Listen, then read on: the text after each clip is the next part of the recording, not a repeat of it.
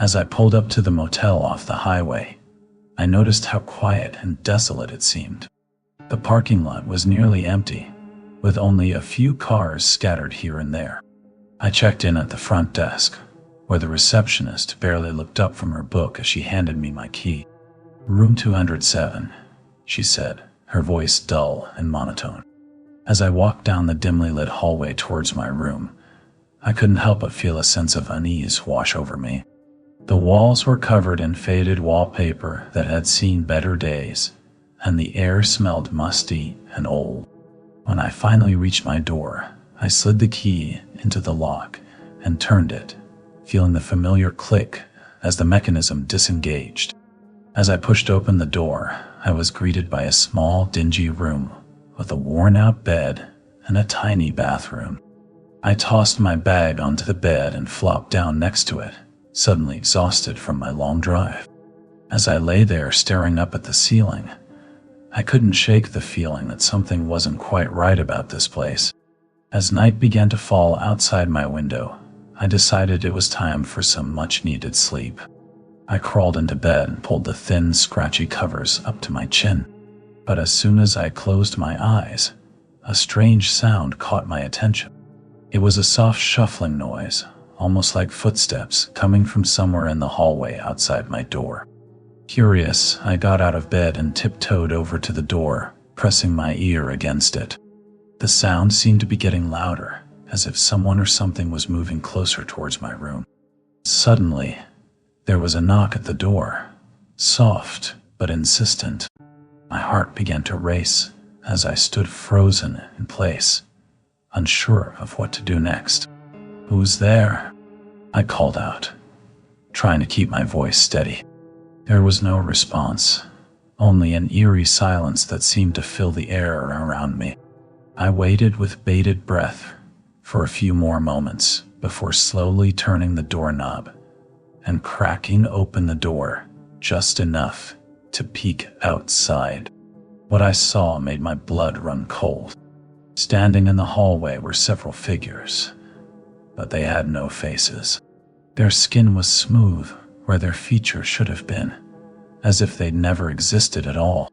And even more terrifying than that was the fact that every one of them was facing directly towards me and my room, as if waiting for something to happen. I slammed the door shut and locked it tight before backing away until I hit the wall behind me. My heart pounded in my chest as I tried to make sense of what I'd just seen. As I stood there trembling against the wall, trying to process what had just happened, I heard another sound, this time coming from inside my own room. It was a soft, almost inaudible rustling noise that seemed to be coming from somewhere near the window. Slowly, I turned around and saw something moving out of the corner of my eye. As I focused on it more closely, I realized with horror that there were several small spiders crawling up the wall beside me. They moved in perfect unison, as if they were being controlled by some unseen force, and their movement seemed almost hypnotic to watch. As much as I wanted to stay still and let them pass, something compelled me to reach out my hand towards them. Before I could stop myself, I felt one of the spiders scurry onto my palm. In that moment, it was as if a switch had been flipped inside my brain. The fear and dread that had been building up suddenly evaporated, replaced by an overwhelming sense of calm and serenity.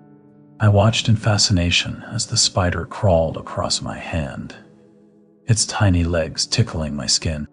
I felt no disgust or revulsion at this point, only a deep sense of connection with these creatures who seemed so different, yet somehow familiar to me. As if on cue, the other spiders began to move towards me as well, forming a small line that led from where they'd been crawling up the wall all the way over to my outstretched hand.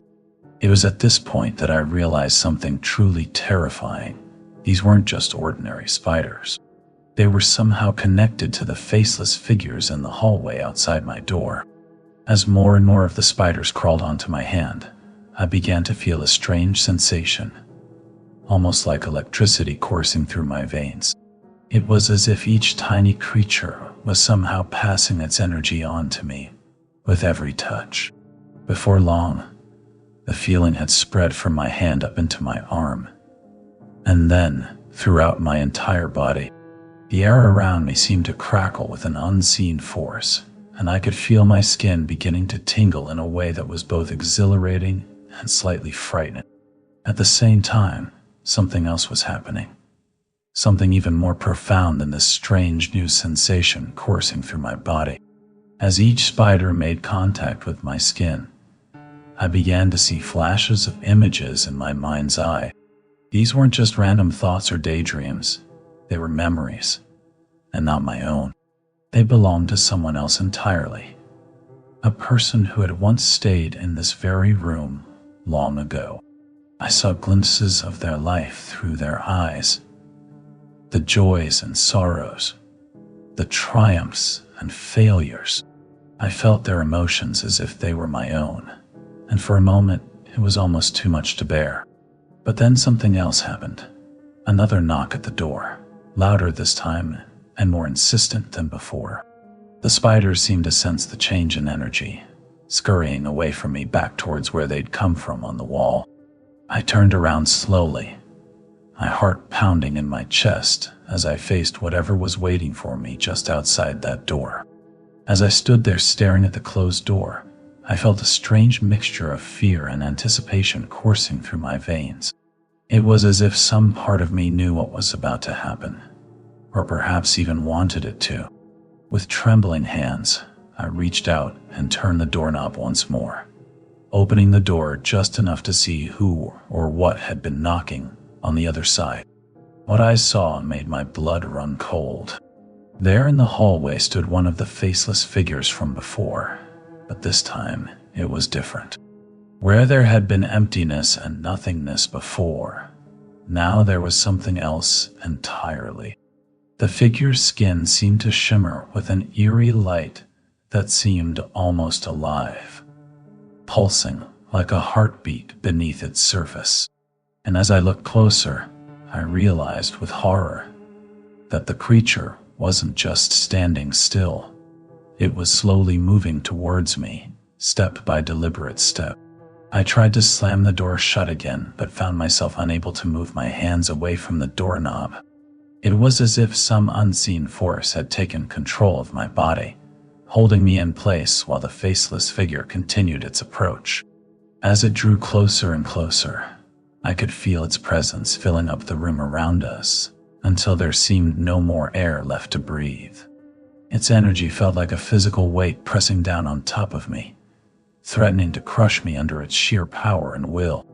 And then, just as suddenly as it had begun, everything stopped. The figure froze in place mere inches away from where I stood, its shimmering skin still pulsing with that eerie light. For what felt like an eternity, we simply stared at each other. Two beings locked in a moment of silent understanding and communication beyond words or language. In that instant, I realized something profound. This was not just another night at some random motel off the highway. This was my destiny, waiting to be fulfilled by me alone. And so with one final deep breath, I stepped forward into the unknown, ready to embrace whatever came next in this strange and wondrous journey of mine.